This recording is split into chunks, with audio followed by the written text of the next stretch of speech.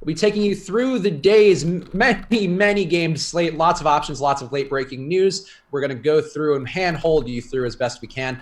I'm Chris Spags, joined by one of the premier basketball minds, one of the guys you want to trust with your bankroll in daily fantasy sports. Fast, Eddie Fair. How you doing, Eddie? One of. I see how this goes. It was, it was better today. It's Wednesday. This is actually, I think, my last live before lock of 2018, at least for NBA. So, gonna bring a positive mindset here and gonna give you the best praise I can all throughout the show. Pump your tires. Miss you. I'll miss you too. Yeah, no, it's great. Doing well. Exciting slate, lots to talk about. I look forward to your excellent direction in this quest.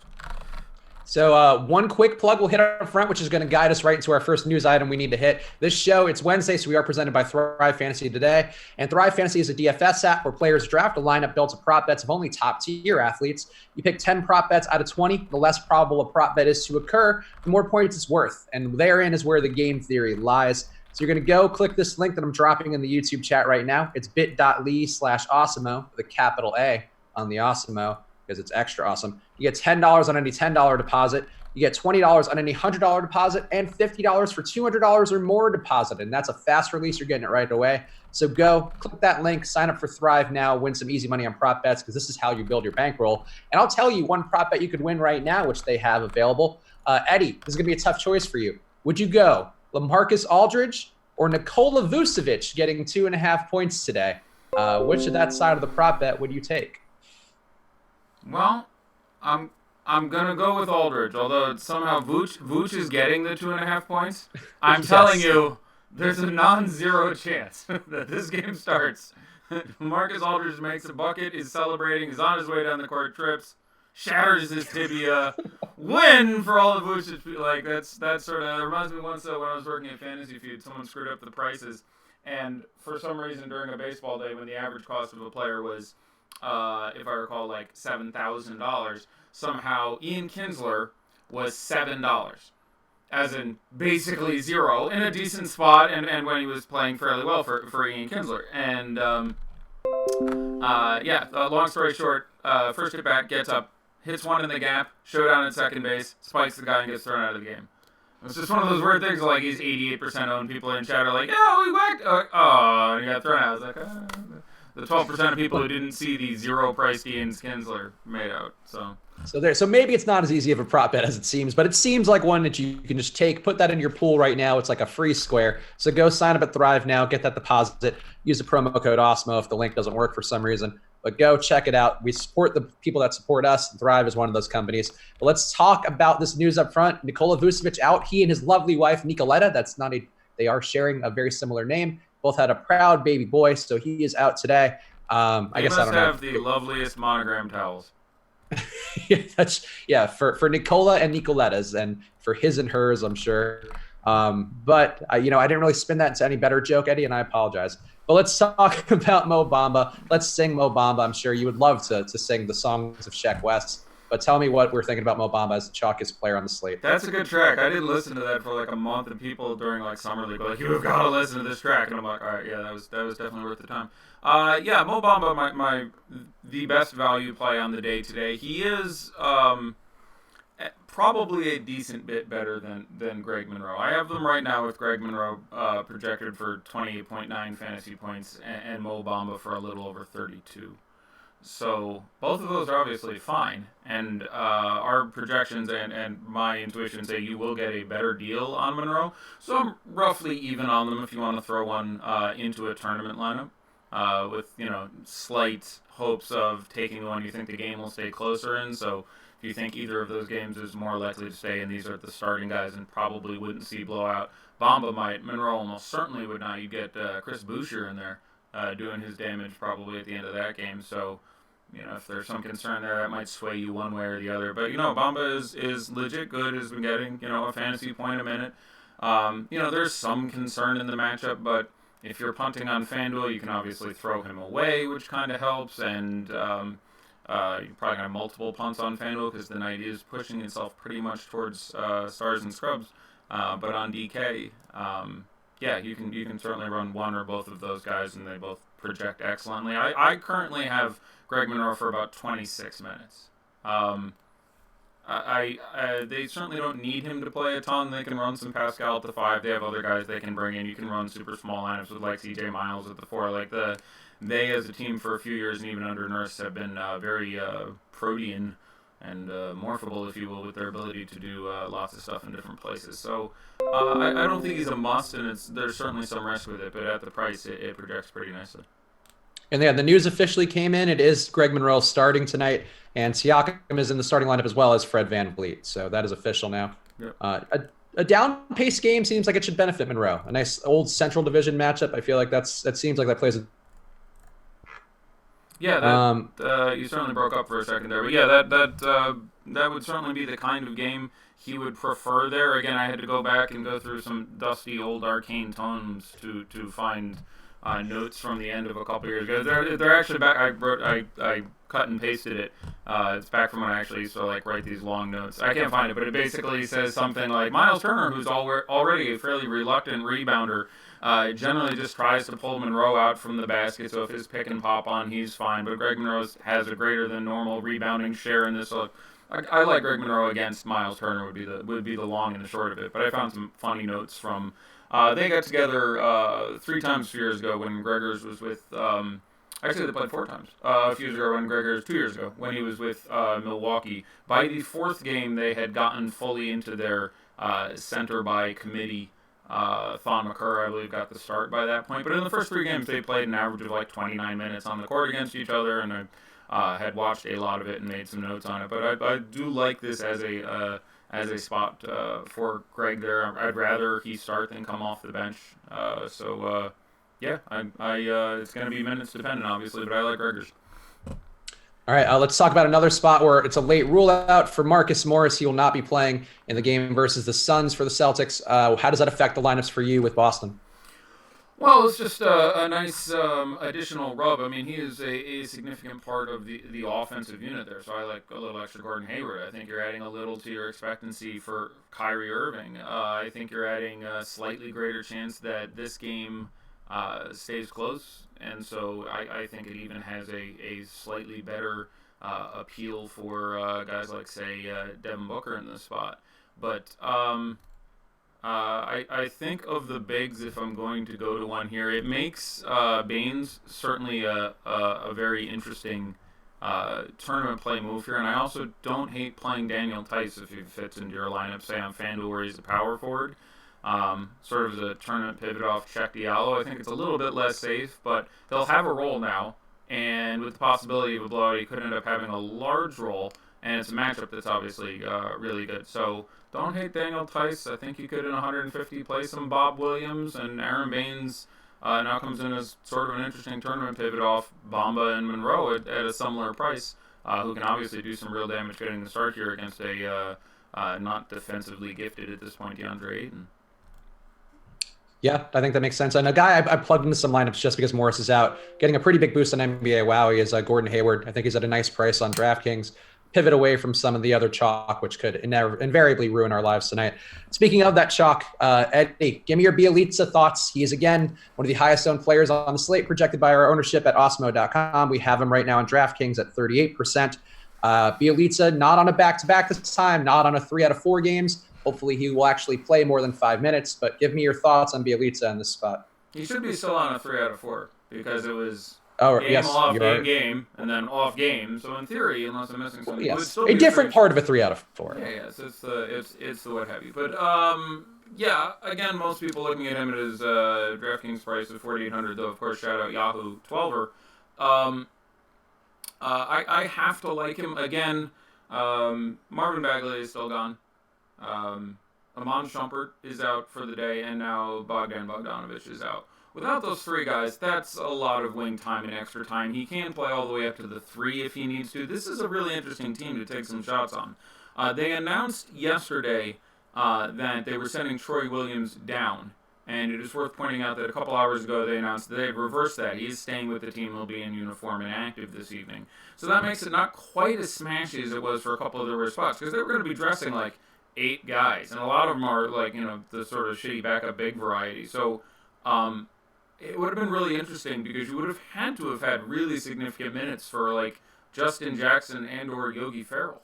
So, but they're going to want to lay minutes on the guys that they have the most faith in, and that's going to be, I mean, they'll start Fox Hield, I presume Justin Jackson at the 3, they haven't said yet. Bielitz at the 4, and Willie at the 5, and, you know, unless they do what they did last time and just completely give up the game, there's really not going to be a lot of flexibility to take minutes away from guys like that. So I have to like Bielitz in the spot, even against obviously a very, very strong defense for Oklahoma City. And don't, you know, completely slip on, you know, Justin Jackson at 3,300. If I had 150 lineups, I'd have like 5 of that. He's not good at basketball, but they'll want him to play like 36 minutes tonight, no jokes. You know, Buddy Hield has to carry a lot of extra offensive responsibility without Bogdan out. Fox's ceiling goes up a little bit.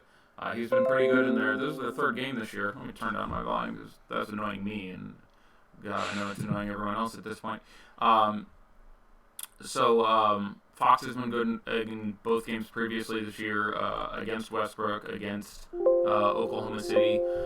So I have some fair amount of interest in this team. Last guy I'm looking at is Willie Cauley-Stein. I'd rather play Steven Adams, who I wouldn't play because in tournaments I'd rather play Enes Kanter. But you know, in 150 lineups, I'd have a couple $3,400 Yogi Ferrells in there. There's just minutes to go around here. So this is a team that'll go under-owned for how good it looks. But Buddy Hield and Bielitz and Fox, I'm a big fan of. Some people asking, we talked about Mo Bamba up top, and I'm sure we'll talk about it many times throughout, but some people asking about, is there anybody else that you feel like is going to be greatly helped by Vucevic's usage being off the floor?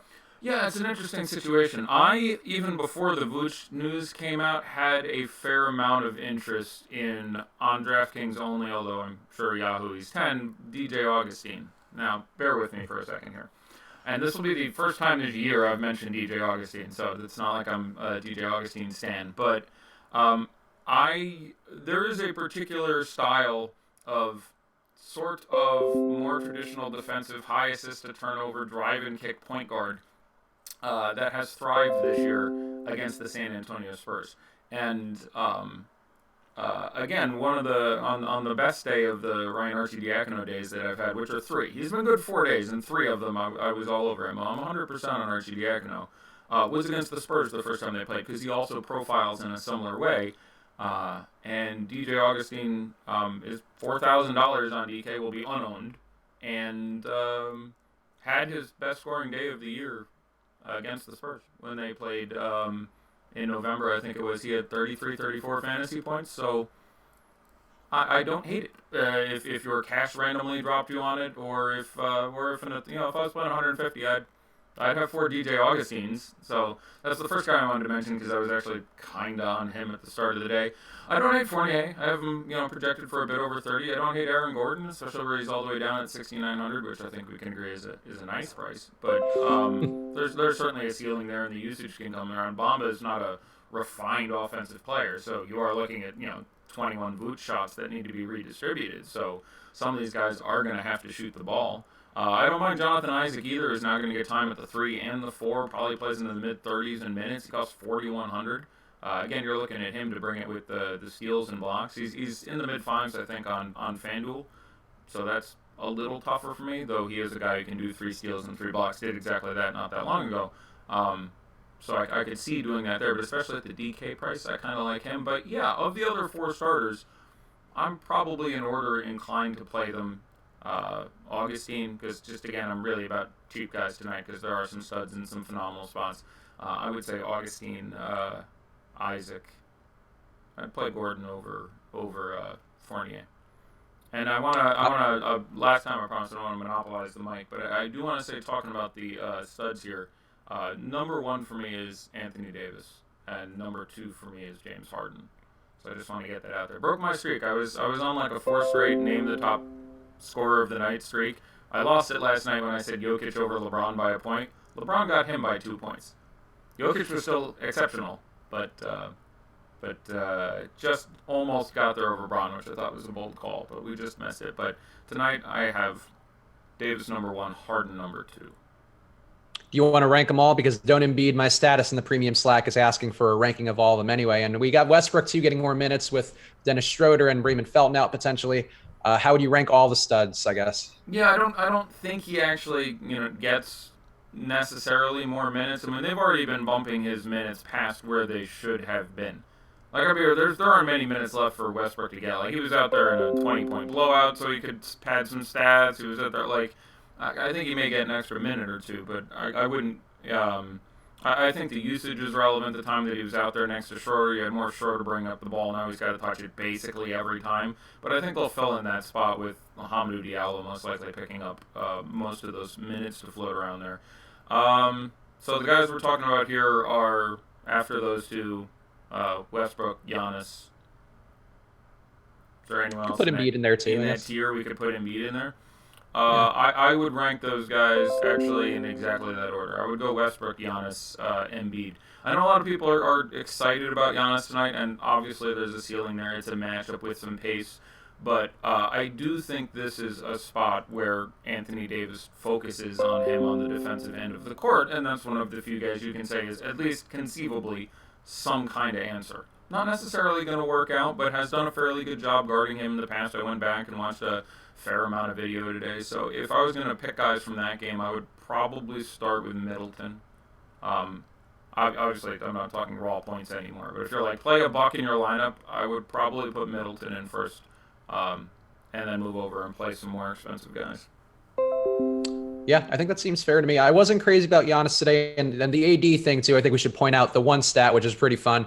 And over 120 minutes so far this year, without Mirotic and without Randall, AD is averaging 2.18 fantasy points per minute. Yeah, I had 2.2. I had like 80 minutes, so maybe I missed data pulled, but. Yeah, a lot of minutes, and yeah, not terribly surprising. You can also, touching on the rest of that team for a minute, I certainly don't hate Drew Holiday. Like, he's 86 and 8,900. Those are expensive prices, and there are some really compelling pivots there. I think I think DeRozan at his price, certainly makes some sense that it's come down that low. I think Brad Beal. Just they're going to play him if this game stays close. And again, I'm a fan of playing Beal. If you're playing Beal, I really want to play Harden, I'll put it that way. But Drew Holiday can certainly do some real damage, and the ownership will be much, much, much smaller, and it's not hard to spin a narrative where Anthony Davis is spending a lot of time trying to guard Giannis, and Drew Holiday just sort of running the offense, and they don't have anyone who's going to be particularly adroit at guarding him from what I've seen. So Drew can, when he has the opportunity to go nuts with the usage, can take over a game a certain amount or really, bump his usage up to 40% when he has to. It doesn't happen often. He's by nature more of a distributor, more of a defender, but there are times that he just feels himself and goes. The other thing I want to say is, so Check Diallo, I think is just fine on FanDuel. Check Diallo's 3,800 on FanDuel. I think there's some interesting power forward pivots, whether or not it's Daniel Tice, who I just brought up, or Wendell Carter Jr. Actually, I don't hate on FanDuel, where his prices now come down to a tolerable level at like 5,300. I think they'd like to play him 30 minutes if he could stop fouling his ass off. And Brooklyn is a pretty sweet matchup, and just the ownership will be not there. So there's other guys I like in tournaments there, but I'm fine if you play Check Diallo. I currently have him projected for 22 minutes and slightly more fantasy points, but for 3,800 where you can drop him, and he does have an upside, he's shown the ability to pick up a double-double. But like DraftKings, where it's real money and you can't get rid of it if it goes poorly, this is the first game Randall has missed this year in the regular season. But he did miss one game in the preseason with what I want to say was a back issue. I don't know. He missed a game in the preseason, and Diallo went up to 28 minutes in that game and took 3 shots and had 4 points, 10 rebounds, and I think a steal or something. It was kind of non-existent in that game. I didn't have time to go back and watch any because, again, there's only so much time Check Diallo gets when there's 250 players on the slate I got to worry about. But, that is somewhat of a concern for me where he's out there, and if he plays 22 minutes, he's an exceptional rebounder. He's going to get an average of, 9 rebounds in that time. He's a very good rebounder, but wouldn't surprise him if he doesn't do a lot, and you're just looking at Drew Holiday doing a lot, and Anthony Davis doing a lot, and Darius Miller, and Solomon Hill putting up the occasional shot, and Etuan Moore taking a pile of shots. So I'm fine with him, but at 4,500 on DK, I would be low exposed. I'd have 2 in 150 lineups. There is a real chance that he takes 9 shots, makes 7 of them, and ends up with 19 points, 12 rebounds, 2 blocks, and a steal. Like, that can really happen. but there's also a real chance he sort of disappears. So there's some better quantities today, I think. So you talked about a lot of guys there, talked about a lot of the news and the various machinations that come from that. If you were building a couple of lineups, let's say by hand, who would be the core plays that you're trying to rotate in and make sure you have some exposure to? So we're talking DraftKings because Yeah, I mean, or if you want to just hit on a couple from both sites, I think that's fine. Or Yahoo too. People, a lot of Yahoo questions. Yahoo is doing their massive overlays, so of course, if you're in there, take advantage of that. yeah, I need to take a look at some more prices there. I mean, on Yahoo, obviously you have your best $10 play on Yahoo today is probably Fred VanVleet. $5,000 Fred VanVleet is a different ball of wax, but this is more accurately would be termed like $2,000 Fred VanVleet. Like he is the floor is lower, so it's really the equivalent salary on say DraftKings would be like $2,000, and that's very cheap. So he's going to start and play if this game stays close 35 minutes, and that's really hard to get away from. So he's $10 on Yahoo. So is Monroe, so is Bamba. B Elites is 12.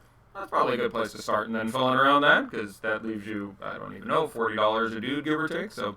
That works pretty well. I want to address the CJ McCollum elephant in the room. So last time CJ McCollum played Memphis, in the chat, like right before the game started, I said I was going to talk about CJ McCollum today, but I haven't had time to look at it and explain it, but he just beats the shit out of Memphis.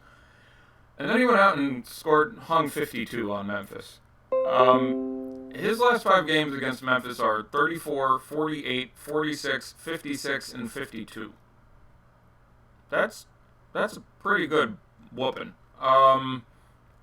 He just generally, I went back today because I didn't want to again fail to offer this information, and yeah, they just really focus on Lillard, and that leaves CJ to do whatever he wants, and he goes out. He's not shooting ridiculously. I can't, in good conscience, project him for more than about 37. And that's making an adjustment. But I would be not doing my job if I didn't present this information. So, not a heavy play for me. DraftKings, I think he's 66. If I was building 150 lineups, I'd have 10. If I was playing on Yahoo today, I don't know what his price is offhand. It's probably like $28 or something. I'd have 1 in my 10 or something. But, don't know what to tell you, bro. CJ just beats the living tar out of. I mean, even if you go back, if you go back 4 games before that, there's a 24 and a 29, and the 2 games before that were 42 and 52. So, yep. Just sometimes it's just a thing, but sometimes those things can run out. So I don't know that I would want to bank my entire bankroll on this slate on McCollum, but I agree with your approach there. 10% somewhere in that range. Yeah, a little bit above the thought people would find this interesting, and last time I didn't bring it up, and people are like, why did you say that before? Like, I'm like, because it feels so standard. Like, I don't like to just like game log watch. I really like to game log watch, and I'm like, that's interesting, and look at box scores and then go verify it statistically or through tape or anything the hell else. And yeah, so that is at least to some degree a real thing. Which also, by the way, don't play Lillard. He managed to barely outscore McCollum in one of those games, but if you're playing on Yahoo and you're cycling through dudes in your 10 lineups because everyone costs $10 and so you're throwing in all the studs, I wouldn't have more than 1 Lillard. I'll put it that way. I don't so believe in this thing that I would completely screw myself over it, but that seems worth saying. Usually it's a little early for either ors, but this one's coming up a couple times for people who are preparing their Yahoo lineups. Would you go Fred VanVleet over DJ Augustine or vice versa for a Yahoo GPP?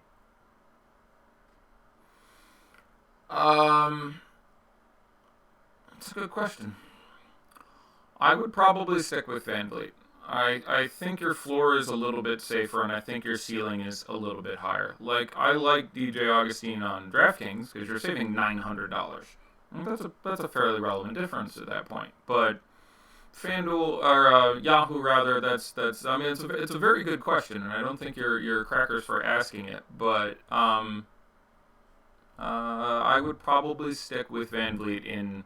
If you're building one lineup, which you should be building 10. But if you're building one lineup, I would probably play VanVleet and not Augustine if I had to play only one. Playing both doesn't seem crazy, but at that point you're dropping Monroe or Bamba. Look at that, Mamba number 5, Kobe something. I don't even know, but yeah, I would probably stick with VanVleet. It's not a great matchup for VanVleet. When he costs 5,000 or he's 4,900 and 5,200, I think on the main sites, I am projected for like 35 minutes, 28 fantasy points. But he's got a fairly safe floor. He's going to play a lot of time. On DK, where it's $10, 25 to 40 fantasy points, I feel a little better about that. And there is a capped ceiling on Augustine at some point. That game doesn't have a lot of pace. So, yeah, so that's how I come down about it. Totally understand, the interest, but yeah. Well, we're talking Yahoo real fast. A question from Rinpack in the premium Slack. With Bielitsa at $12, how many lineups out of 10 on Yahoo would you put him in? That's a good question. I want to say half, slightly more, so 5 or 6. I suppose that would math out to there. Seems reasonable to me. All right, let's go. So we've talked about Daddy Likes being America's favorite game, and we've decided it would be good to kind of do a version of it during the show using our ownership projections, because especially on a slate like this, there's so many options to choose from, so much chalk, so much guys to differentiate, are they good chalk or bad chalk. We're going to bring a little Daddy Likes into every show at about the halfway point. And if you want to play along with us, you can use our promo code LiveBeforeLock on Osmo.com. That gets you all the ownership projections and rankings from Osmo, the top player in the world, as well as from Eddie, projections from Josh, who's handcrafting them with love every day after the strategy show. So go use that promo code LiveBeforeLock now. Get in with us. Check it out now. You'll have them to use for this back half of the show. Eddie, let's go through the top 10 guys and tell me whether you like them or not. Or tell me whether Daddy likes them. It doesn't matter if you like them or not. Tell me if Daddy does. Cool, do it. All right. Mo Bamba at 50%. I'm fine with it. I don't dislike it. It's not I think that's too much. I would try to have less than that. I don't think it's I think it's about appropriate. If he doesn't get in foul trouble, he should play 32 to 34 minutes. If he doesn't get in foul trouble and if the game stays close. He obviously has block upside, although the Spurs generally don't allow a ton of those. Aldridge doesn't allow himself to be blocked that much in general. And Bamba's a little bit better at rim protection than, say, jump shot blocking, which is a slightly different skill. So it doesn't shock me if he doesn't have more than a couple of those. But he's just too cheap for a guy who's planning on playing that many minutes.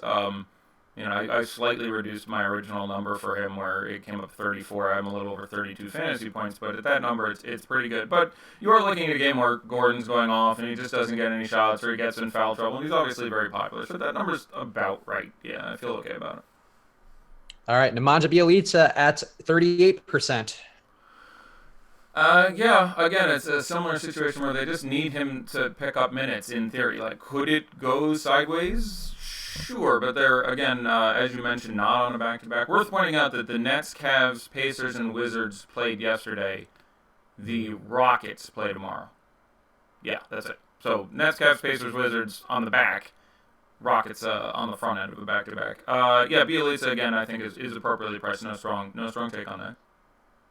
Greg Monroe at 25%. Does Daddy like that or not? Yeah, Daddy likes that. I think I'd want to be on top of that. I think, I would have some number of double-up lineups with both the cheap centers in there just because there's so many outside position players who are expensive that you can just rotate through so many lineups, and you have to imagine both those guys starting at those prices in the threes. So I think Greg Monroe might be like 41, but I would probably like that. I would want to go on top of that. How about Fred VanVleet? That sounds dirty. I would like that. I would like to go on top of that. I was in the zone doing our Daddy Likes, but yeah, that was a good one. What's our number on Fred? Fred VanVleet is at 23%. Does Daddy like that or not? I'd probably come in under. I'm fine with it. I wouldn't run away, but it is a legitimately bad matchup. Kawhi is still there and is going to do some amount of orchestrating with this team. And it's tough this would be an odd spot for him to randomly bust out a huge game. He probably wouldn't play in a blowout because he's not 100%, and Delon Wright comes in. So I'm fine with it, but I think Daddy would generally dislike that. I'd probably come in a little under. I'd be closer to 15%, I think. Interesting. I'm over that because I feel like there's so much usage just floating around for that Raptors team with Ibaka and Lowry out. Yeah. Down-tempo matchup, I get that. But. Yeah, not crazy. I do not dislike your position whatsoever. How about Trevor Ariza at 18%?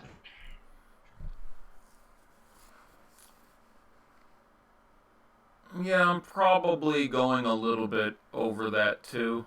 That's just a little bit too cheap. He's going to get, significant minutes. We should expect no reason not to.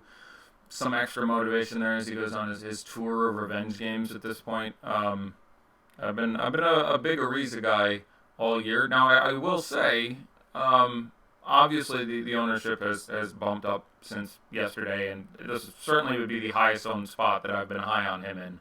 But the price is still too DK. The price is still too cheap. FanDuel, feel free to look other places. The numbers come up and the ownership will be up. At that point, move around. But yeah, he's gonna get you, and it's also like a pretty good matchup. So you're thinking he definitely gets you north of 20, and there is a ceiling. So Ian Clark is out. Okay, doesn't change a lot, but good to know. It's a couple extra minutes to float around for Drew, for example. I'm not going to go in order. I'm going to go to some of the guys which I think are most relevant. How about a triumvirate of Giannis and Westbrook and Anthony Davis all at 16%? I'd want to be well over on Anthony Davis. Like I agree with you. I have Anthony Davis as the first player this year I've projected for over 70 fantasy points. I have him at 70.1 fantasy points. It's the first guy I've gotten over the 70 bar. Yep. So yes, I would want to go over that number because 70 sounds good. How about James Harden at 13%? I'd want to go over that too. I like Jimmy a bit. This is again, we have said all year people are just not playing guys against the Wizards enough. They are on that level with the Hawks and the Suns, where it's just like, oh, half this team is going to be at least decent to good. So, yes, last time he did put up, I want to say it was 89 against them, but there was no Chris Paul in that game. That's not apropos a lot. But if you go back and look at previous games against them, there's a fair degree of 70s and 65s, and this is the worst iteration of this team. I'm a little more concerned about the blowout here, but they play him wicked long in the blowouts anyway. The Rockets play tomorrow, gives me a little concern. So, he is a full tier down for me. I have Anthony Davis as my 1, and then James Harden as my 1B, and then I get into, Westbrook and Giannis as my 2s. And then there would be other tiers below those guys. But I would still want to be over 13% for James Harden. If the game stays close, he should put up. I have him projected for 64 right now, and again, that feels pretty good. How about Larry Nance Jr. at 7%? Well, that's interesting. We did well with the Cavs yesterday. The Cavs, they play slow, and they're a tough spot. I felt good yesterday. I literally said I liked 3 Cavs, and they were Nance, Hood, and Burks, and I'm pretty sure those were the only 3 playable Cavs. So that worked out pretty well, and I'm loath to put my record on the line because I have very little confidence in any of this, and that was mostly luck. But Burks would still be in play for me. Nance, this is not as good of a matchup for him. Zeller does a better job against him. He played. This is the 3rd meeting this year between Charlotte and Cleveland. Nance played. He started one of those games and played 35 minutes and had like 28 fantasy points. In the other game, he had less than a fantasy point a minute off the bench. I'm almost certain. Someone should let me know if I have that wrong, but I'm pretty sure I have that right. And a lot of it was Zeller did a halfway decent job against him. He's fine. I'm not having an issue with 7,000 or 6,300 Nance. There's obviously a big ceiling there, but maybe a little tired after yesterday. Certainly emotionally, it'll be interesting to see how it affects them. And they as a team got their shit pushed in by Charlotte both times. Charlotte won by 30 and 25 or something in the previous 2 meetings. So maybe fine, but I have my concerns. So I would probably be under that number. So Daddy does not like. Yeah, I'm over the field on Nance by a decent chunk. Mostly because I like Jeremy Lamb, and I feel like maybe the Cavs keep it close. But this is like I really like Jeremy Lamb. I'm fine with you on Jeremy Lamb. He's absolutely my favorite Hornet. So thumbs up there. Hit $5,800 Jeremy Lamb. I'm much more excited about. And yeah, if you're looking to run that back, I guess Nance would be probably your guy. Nance, Sexton, Burks would be the guys for me today. $4,600 Sexton is getting into the okay. Like he can get 34 a couple different ways, but. Yep. Yeah, he's looking atrocious. He's coming around to where your opinion was on him, I feel like. He's just very passive and not distributing the ball at all. He's exactly what my opinion was the whole time. He doesn't do anything but shoot. Like, he doesn't get steals and blocks ever. And not that many assists for a point guard. So, like, he gets 25 real points, and I don't get that excited by it because it means he has 31 fantasy points. Like, there's just not a massive ceiling. But if I have to play a Cav, he's 4,600. Like, I would rather spend very little if at all possible. How about this one? Kyrie Irving at 3% ownership. I love that. Daddy loves that. Like, I definitely want to get on top of that. I want to play that. I mean, I'm going to play Booker in most of the lineups I'm going to play him in. By the way, Booker's last 3 real point totals against the Celtics are 38, 38, and 70.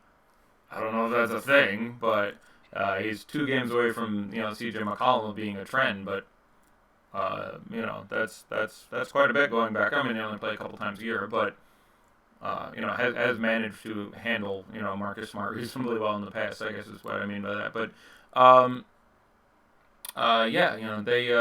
they played earlier this year, and again, you got 38 real points out of Devin. I don't remember his fantasy score offhand, but couldn't have been too bad with 38 real points, and Kyrie had like 60 burger in that game, so, Kyrie's minutes in blowouts can be really bad. Like, he sometimes gets, 22, 24 minutes. Like, they really keep him up. When they blew out the Hawks, Kyrie played 24 minutes. So, it is very risky, but the upside is obviously massive. So, I would go over on Kyrie. Suns won 2 games in a row since Devin Booker came back. One against Minnesota, which I think was fairly impressive. One against the Knicks, a little bit less impressive, but looking good. For the Nets, 6 straight. Yeah. What is this madness? Yeah, got to turn it around eventually. When you suck long enough, the law of averages says eventually it'll even out for you. All right, those are the main ownership questions I wanted to ask of you right now. So let's go through, take some questions, unless there's any notes you want to hit on real fast. No, let's do it. Darius Miller is going to get the start for the Pels. Doesn't change a lot. He was already sort of a fringe, tournament play. I left him in with a C tournament ranking in my rankings. He's fine to throw up there, but again, limited upside. But in theory, you could pull 30 minutes out of him. But somewhat interesting. Are the Pels going to run an 8-man rotation? They'll run Miller, Etuan, Frazier, Brown, Diallo. I can only think of 7 off the top of my head. Actually, while we're talking Frazier, what do you think about him? His minutes got cut pretty bad in that Miami game. Yeah, there's obviously that concern. I will say, let me answer both these questions at once. Yeah, no, that's right. Andrew Harrison was the guy I was forgetting. Yeah, I imagine they run a functional 8-man rotation or so. But again, you're looking at not a lot of minutes for Andrew Harrison. So you're going to see big time for, obviously, Anthony Davis and Drew Holiday. Tim Frazier, I expect to play more than the 12 minutes he got in that game. Like, you had that weird 31-minute game, and they just let Drew handle the ball the whole time, and he played 41 minutes. So that's how that went down. But you'll get probably 22, 24 for Check Diallo, a little bit more than that for Solomon Hill. And whatever ends up being left over for Andrew Harrison. But Etuan Moore will get a lot of time and so on and so forth. So, doesn't change a lot for me. It's whether or not he starts doesn't change a lot for me. I probably would have slightly rather he came off the bench, but there's a decent chance his minutes trends up now. He played 30 or 31 minutes in the Miami game, so you're probably going to get 30, 32 minutes out of Darius Miller. So he's fine at that number. But again, he's not good. He had 12 fantasy points in those 31 minutes in the last game. So, temper your expectations.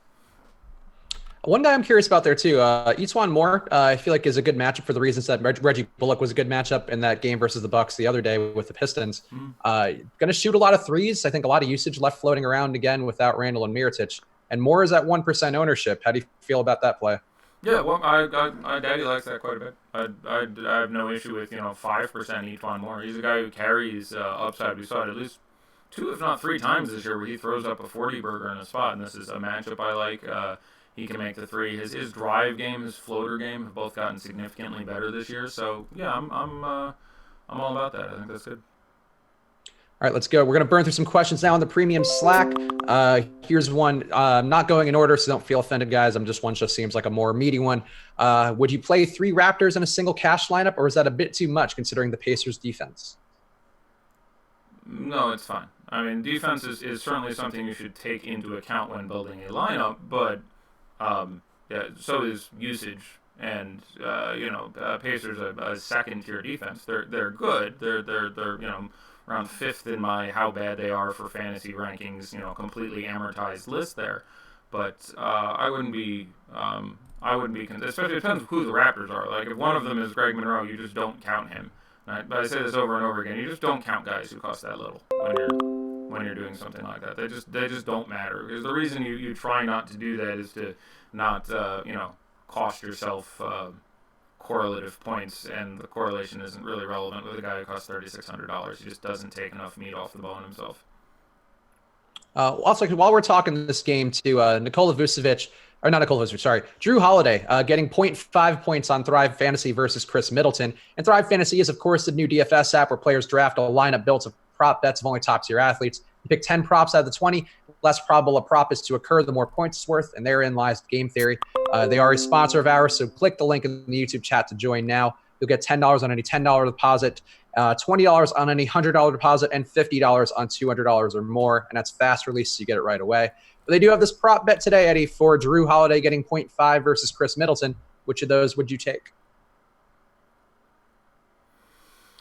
I will take Chris. I'll take Drew Holiday, actually. Very close. It's a well-set line. It's a slightly more competitive one than, say, Aldridge and Vooch. But I will go that way. Yeah, that one was tough. I did like your theory about LaMarcus Aldridge just scoring a bucket and then possibly retiring forever with some sort of reason. That was the best. But I will go with the best Drew. basket I've ever shot. I'm riding off into the sunset. And she's gone. Like, finally, I've silenced all my critics. I'm retiring on this perfect game. That's it. Drew is the better play, I think, there. Just more usage. Middleton's still a fine play, though, in both DFS and in this prop bet. But there you go. Check out Thrive Fantasy now. Click that link. Get your bonuses. Help us out. Help them out. All right. All the questions. Got a ton of either ors. Our favorites to plow through. Let me see if I have anything else to add before we go back into the weeds. Go for it. I just want to make sure I didn't miss anything. I did a lot of review for today, and I feel like I must have missed something. I like Derrick Rose about 2 points more than Chris Dunn. I know that's been a thing. So I like Derrick Rose about 2 points more than Chris Dunn. If that changes anything for anyone. I like Ricky Rubio. He's $5,700 on DraftKings at home versus Golden State coming to town. I like Ricky Rubio a fair amount in tournaments. That's another guy in that, CJ McCollum I would have a dozen of who isn't that, I think, obvious of a name. I'll go ahead and ask some questions. We'll come up with something else, but that's wanted to get a couple out there real quick. All right. Let's see. Would you go Dunn or Fox for a FanDuel GPP?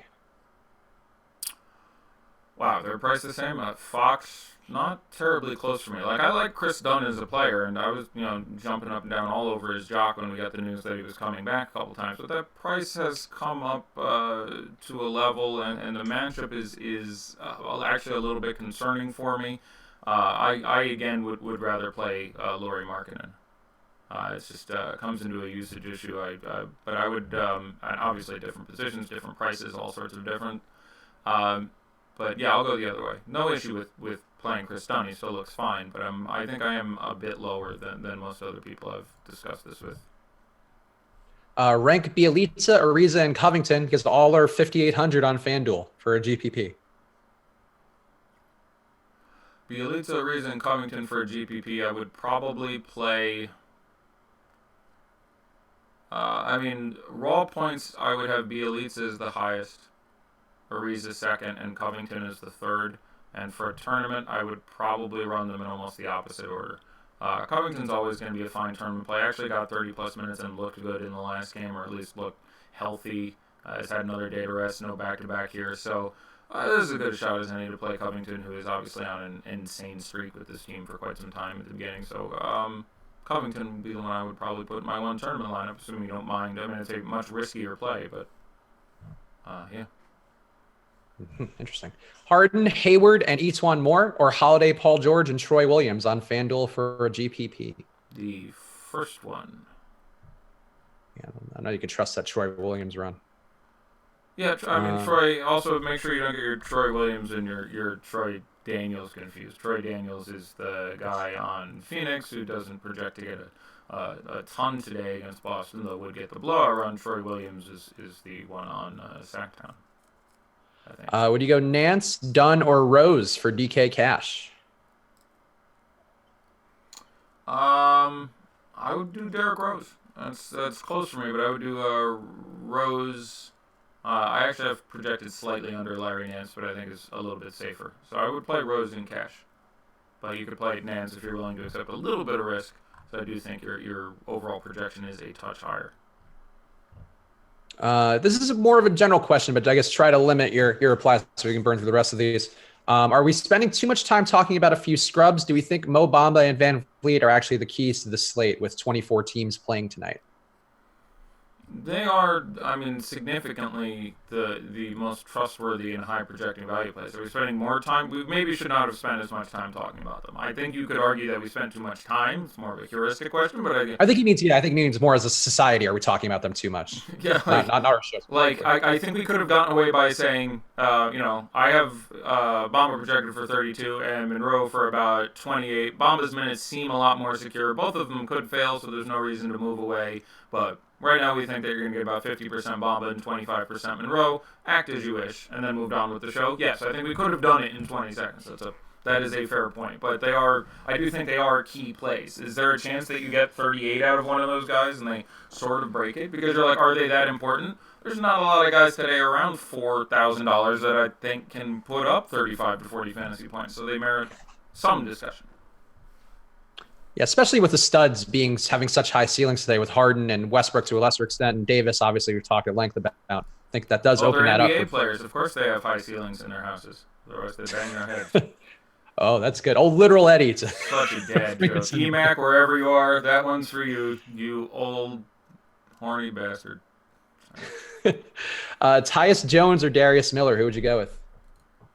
That's interesting. It's important to note that the Tyus Jones, monster guy. I felt bad, and someone gave me some shit. They're like, out of 20 lineups, how many Tyus Jones would you play? And I said 1, and Tyus Jones went the hell off. Tyus Jones was going to play like 22, 24 minutes, and then the blowout happened. Now, that was a possibility, obviously, and should be factored in, but do not expect in games Sans Teague with Derrick Rose starting that you get 36 minutes and 87 fantasy points out of Tyus Jones more often than you're going to get, 24 minutes and a little less than that in fantasy points.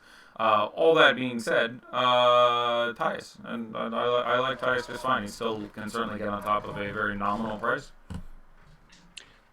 Frank Mason, Terrence Ferguson, or Hamidou Diallo for FanDuel? Oh, by the way, Harry Giles is also not with the team. Sorry, I wanted to point that out. He was sent down at the same time, and they recalled Troy Williams. I do not believe they recalled Harry Giles. So he's not with the team, and he randomly keeps getting 1% owned, and people throw him in tournament lineups. And just in case any of those people are listening to this, pretty sure if you look it up, Harry Giles not currently with the team. Sorry, your question again. Yeah, no, it was really shitty guys, so it was totally fine.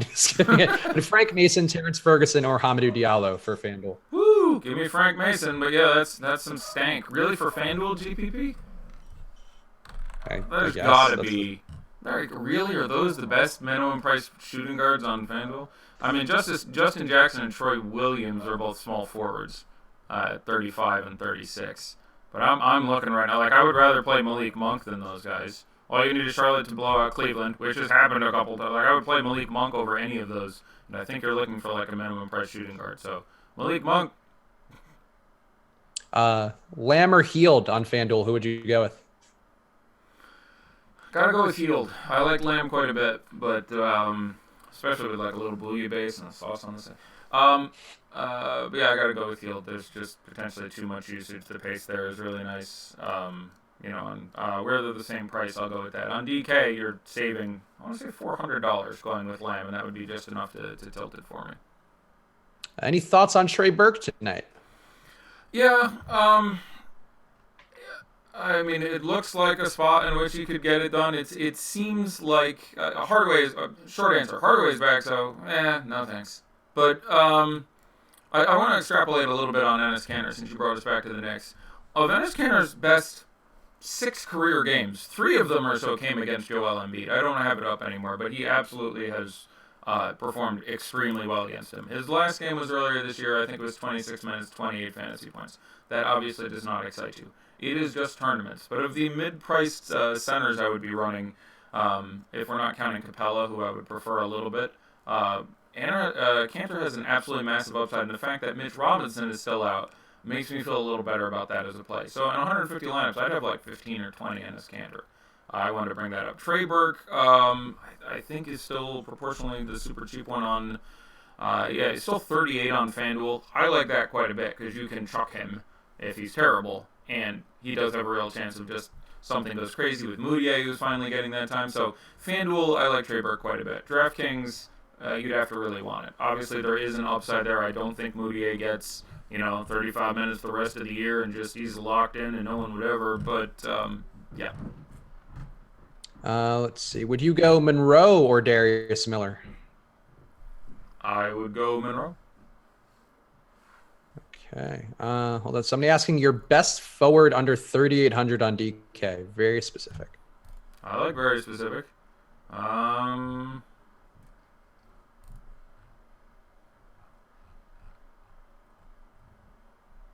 Stanley for me. There's Stanley. By the way, I missed Stanley by a game. I went big on Stanley 2 games in a row and was like, look, I think Stan has a chance, and they just ramped him up one more game, and then the next game he went out and had like 35 fantasy points. I missed him by a goddamn game. For cash, I would probably play DeMarre Carroll. For a tournament, I would play either DeMarre Carroll or Stan Johnson. Cash, you could also play Kevon Looney. Darius Miller isn't bad either. There's a few interesting options in here. PJ Tucker's all the way down at 36 against Washington. I might actually play PJ. I think I might play PJ. Thinking about PJ. What you thinking about PJ? What do you know about PJ? I would play PJ Tucker. It's Washington. He's $3,600. He's gonna play 36 minutes. They rebound like shit. They would go like I would probably play PJ Tucker in cash or tournaments at that price. It's close. All those guys are in the very same narrow band, but I'd play PJ.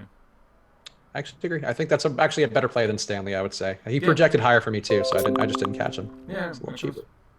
Ariza and Okogie or Isaac and Augustine?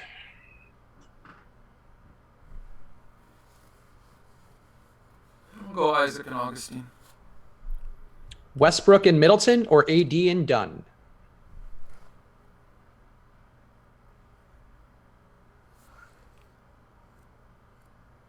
Sorry, I'm trying to remember the exact number on the fourth guy I don't have there. I will play 80 and Dunn. Are the Jazz being overlooked today at lower prices? They've been on fire at home lately while also posting 119 plus in their last 3 home games versus Golden State. Wow, Sazkriz coming with very specific data. No, that's very good. I think you can certainly make. In tournaments, my order would be Rubio would be my favorite one. I would go Rubio, Mitchell, Gobert, Ingles. Favors Crowder would be the order, but they're all in play at home, and I don't mind. Of those respected guys and shares in 150 lineups, I would have like 12, 6, 5, 4, 3, 2 or something like that. But I would have some exposure to those guys, and I do expect at least one of them, if not more, to put up a decent line there. I think Steph and Durant are going to go under on FanDuel. Steph is 9,200. That's really cheap. Durant's 92, 94, something like. They're both pretty cheap. Now, I can't project them for as many gross points, and I like Kawhi a little bit better, so it's tough because even he's not going to be on that much, but I don't like him that much more than very closely priced Steph and Durant. So, yeah, that game as a whole will be given less attention than it deserves, not unlike myself. Vinny Maff asking, I think, a question which is more a higher level one. If you were running 150 DK lineups from a 37 player pool, is that too restrictive? I'm the wrong person to ask. I can give you my intuitive answer, but I don't have enough experience where I would trust it. And I don't like to answer questions about someone else's money if I don't think I know. So I'm going to pass on answering that question. My gut is that it's all a matter of personal choice, and I don't know if you've ever done this before, but you should sort of know. It varies per slate. There's 12 games. So I'm ratioing 37 to 12, so that's 3.0825 men per game, which I imagine that ratio is more relevant than the gross number. And the tighter you make that pool, the more polarized your results will be. The more tight player pool, you're going to either win a lot of money or lose a lot of money more frequently. The broader your player pool, you're going to have less polarized results. It's also a matter of personal taste, but I am probably the least qualified person who touts here to answer that question. So there's my talking about numbers for a minute and saying I don't know. Yeah, I mostly do max 20s, not max 50s in basketball, but I try to. It's actually been a focus of mine to lower my player pool, and it's kind of a symptom of the research we do here. But for me, it's beneficial. But I think if you're not doing a ton of research and you're not super comfortable with the slate, I think more would be better. I think, you're using somebody else's projections.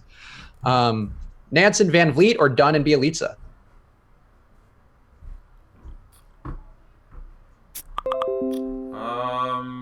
Dunn and Bielitsa for cash. Nance and VanVleet for a tournament. I think I would slightly prefer, but again, very, very close on both lines. Augustine and Isaac or Okogie and Ariza? I feel like we may have answered this, but whatever. Augustine and Isaac again.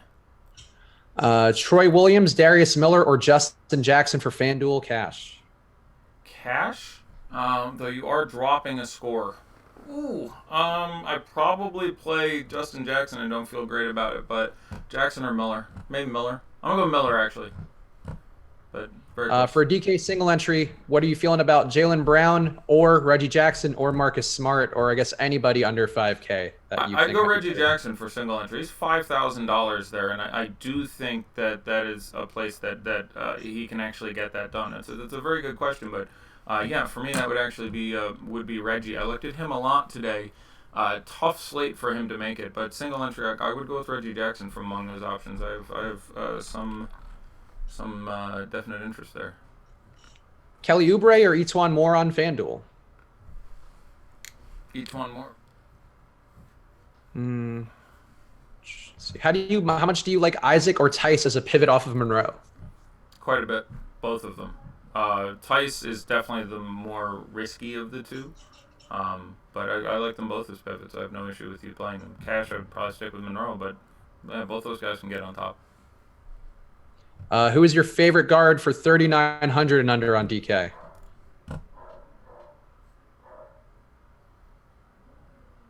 At the top of the list, probably Ryan Arcidiacono. Same for me. Arcidiacono or Tyus Jones would be the only other one I would have in roughly the same class. Joe Harris or Justin Holiday for DK cash? Justin Holiday. PJ Tucker's real name is Anthony Leon PJ Tucker. There we go. Let's get that in there too. I didn't know that. I love a little bit of trivia. That's sexy. 40 seconds to go. Let's make the last one good. Augustine and George or Kemba and Ariza for a DK GPP? Augustine and George.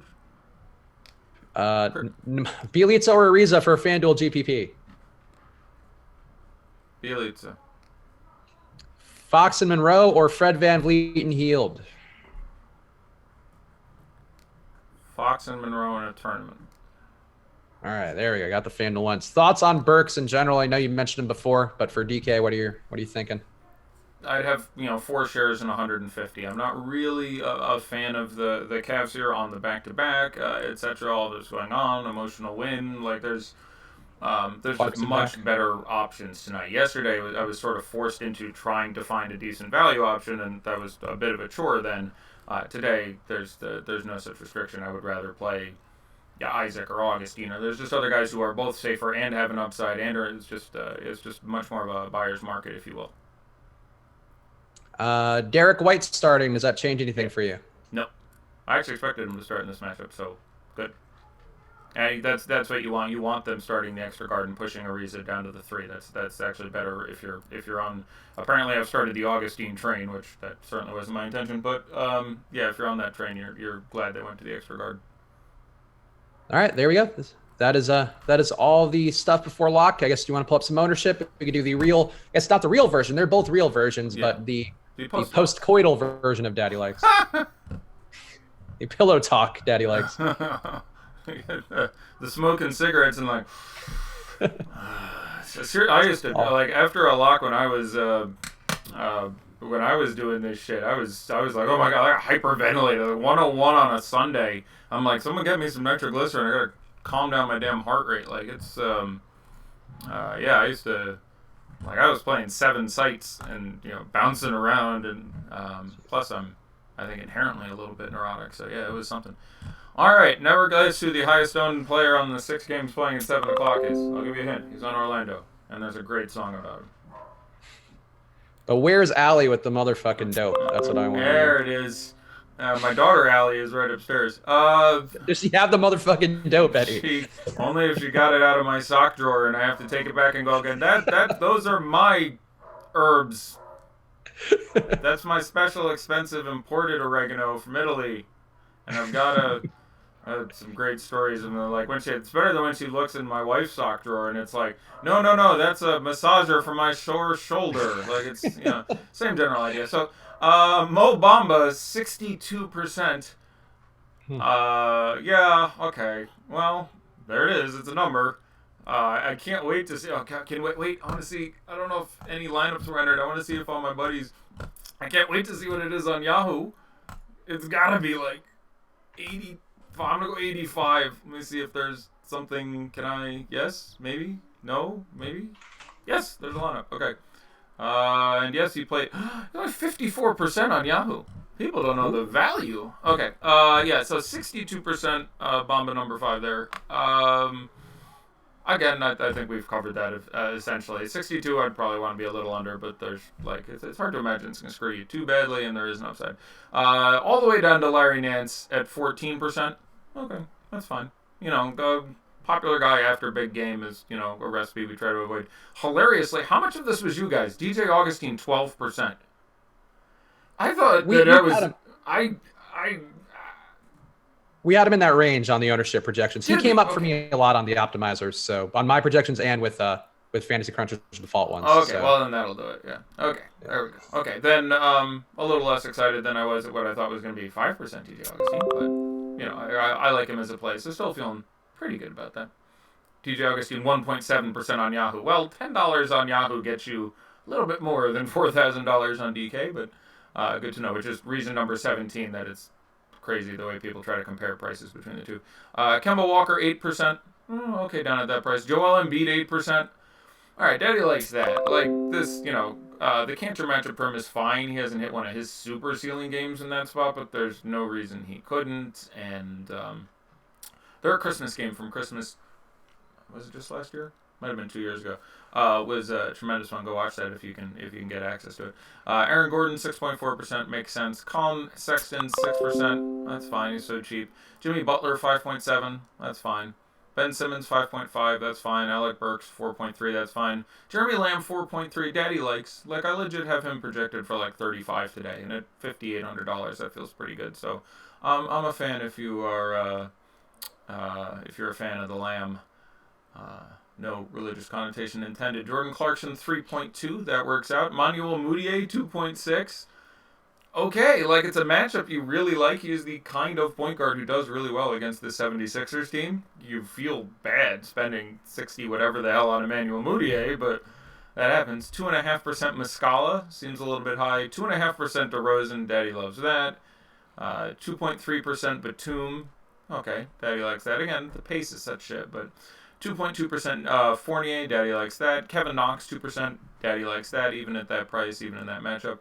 2% Chandler, 2% Osman, 1.8% Vonla, 1.67% Malik Monk, who we brought up briefly, 1.6 Hood, 1.5 Zeller, 1.4% Rudy Gay. Daddy likes quite a bit. Like at 1.4%, he can very easily give you 40. 1.23% Enes Kanter.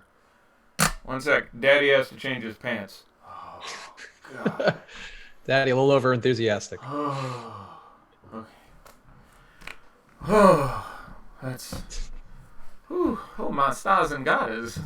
I'm sorry, I had a spell. 1.15% LaMarcus Aldridge, 1% TJ McConnell, 0.72 Marvin Williams, 0.66 Terrence Ross, 0.6 Tim Hardaway, 0.48 Bryn Forbes, 0.44 Trey Burke, 0.43 Jaron Blossom game. What the hell are you 0.43%? I guess there's an upside there somehow. Nope, there isn't. Maybe it's 3,000 on the nose. It's at 3,100. There were guys I like more. I will look that one up. Marco Bellinelli, 0.41. Bertans, 0.34. Miles Bridges, 0.31. Jonathan, I assume Simmons has to be Simmons, 0.28. Tony Parker, 2.7. Patty Mills, 2.5. Nawaba, 2.0. MKG, 0.2. Furcon, 0.16. Damian Dotson, 0.12. He is back in. Courtney Lee, 0.12. Hernan Gomez, 0.12. Dellavedova, 0.11. Pirtle, 1.1. White, 1.0. Shamit 1.0. Someone has to play themselves. I'm getting tired here. Kem Birch 0.09. Frank 0.07. Hazonia 0.06. Nilakina 0.06. Zizic 0.05. Cornette 0.05. Jerry Grant 0.05. Dante Cunningham 0.05. Nick Vucevic 0.04. Congratulations, you played yourself. You almost played out the string there. That was We did it. You did it for Nicola and for Nicoletta and little Nico, I think is what they'll probably call the baby. Fine. I bet she's a handsome woman. Oh, I mean, look, Eastern European women, very attractive, very pale and sickly looking, but very attractive and well built. That's what we'll say. Those two things don't add up to me. Pale and sickly looking, but attractive and well built. Well, to be skinny but large breasted, I think would be what I was thinking more. Yes, no. Yeah. Frequently, there's that's an illness you frequently get in Eastern Europe. There's lots of smog and lots of industrial machinery, and when it takes hold, you tend to lose a lot of weight and your breasts swell. So that's sickly looking, as you said. You nailed it. Yeah, like the good sickly, like the stick figures I would draw as like, oh, this is a hot girl when I was like a smaller child. That's what I've always been into, like women. Like I used to go to the mall with my friends and be like, hey T, but oh, look at her. I'm like, she's built like my 12-year-old brother. Like I just never, literally girls were like 5'4", 99 pounds, and I was like, are you joking? I'm sorry. As an aside, large breasted we can agree upon though. I agree. I think we can close out the last live before lock show. Eddie and I will be sharing of this 2018, but Eddie will be here tomorrow with Josh. I guess tomorrow's through the rest of the week. It'll be. Oh, no, you're not here with Josh tomorrow. It's just Josh solo. I don't know if he's doing it himself or not, but I am gonna take a day off. This was 8 in a row for me, I think. So yeah, I'm gonna take off tomorrow's 2-gamer.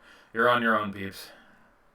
There. So you'll have Josh tomorrow to take care of you. And there'll be people here throughout the holidays doing various shows to keep you abreast of all the NBA news you need to know. So use that promo code live before lock as well. You get the 1 week free of all the content we have. All the rankings from Eddie and from projections from Josh and the ownership projections and rankings from Osmo, who is a top player in the world for good reason. So go check that promo code now. Also, make sure to leave a comment, like this video, and leave a comment on the regular static version of this video. The second we finish the live stream, leave a comment guessing, you know what, just quoting Mo Bamba lyrics, your favorite line from Mo Bamba. Leave a comment with that. Quote Sheck West. Sheck West will be really proud. He's a big fan of the show. We all know that. But leave that comment in there. You'll be entered to win our 24 days of giveaways. You can win 1 month free and all-access pass to Osmo.com and be entered to win the grand prize on Christmas Day, which is a year-long all-access pass, $700 value, all the sports. You can win with Jake Hari. You can win an NBA with Eddie and Josh, win an NFL with Osmo, all the PGA with Ben and Andrew doing great stuff there. So like this video, leave a comment with your favorite line from Sheck West's song, Mo Bamba. You'll be entered to win in our 24 days of giveaways, our gift from us at Osmo to you this holiday season. Eddie, any parting words for the folks before we call it quits? Good night, folks. I'll see you Friday. All right. Have a good one, guys. Happy holidays. I'll see you.